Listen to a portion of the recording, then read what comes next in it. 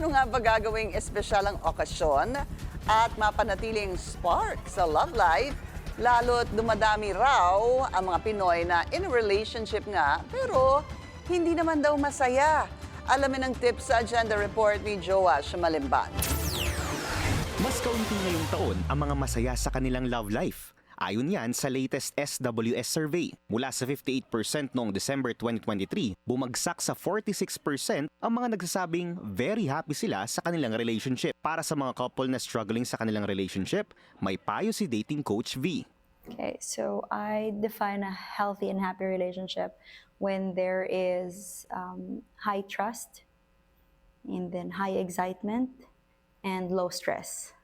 So usually when couples are more relaxed when they're together, when couples are more like free to express themselves, so that's when you say that they are comfortable. So they say true love is not like purely just excitement, because sometimes that could be a red flag when you just all you feel excitement, but a loving relationship is supposed to make you feel like home. At speaking of taking your partner out on a date, naglibot kami sa Quezon City para humanap ng mga kakaibang pakulo para sa araw ng mga puso. Hindi kumpleto ang Valentine's kung walang flowers. Kaya naman dumaan ka na sa Daily Blooms dito sa UP Town Center para sa makukulay na bouquet. Kung gusto nyo naman na custom-made ang flowers nyo, may very demure and cutesy floral workshop ang Got Baked Dessert and Coffee Bar sa Katipunan Avenue.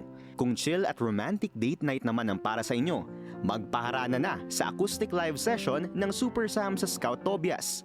Para naman sa mga naghahanap ng last-minute gifts, patok ngayon ang local brands na Penny Pairs kung naghahanap ka ng jewelry, at GVN naman kung trendy bags ang hilig ng partner mo. Para sa mga naghahanap ng regalo sa kanilang mga boyfriend, dumayo na kayo sa The Tannery Manila dito rin sa UP Town Center. Mayroon silang high-quality leather bags and wallets na bagay sa classy guys. Kung single ka naman this Valentine's, may payo rin si Coach V para sa'yo. Like, it's true when they say that you have to be happy while you're still single, because as matchmakers, when we try to evaluate or have a new client, we ask them 3 questions, and these 3 questions is all about them. First is, how satisfied are you with your life? How positive are you? What's your perspective?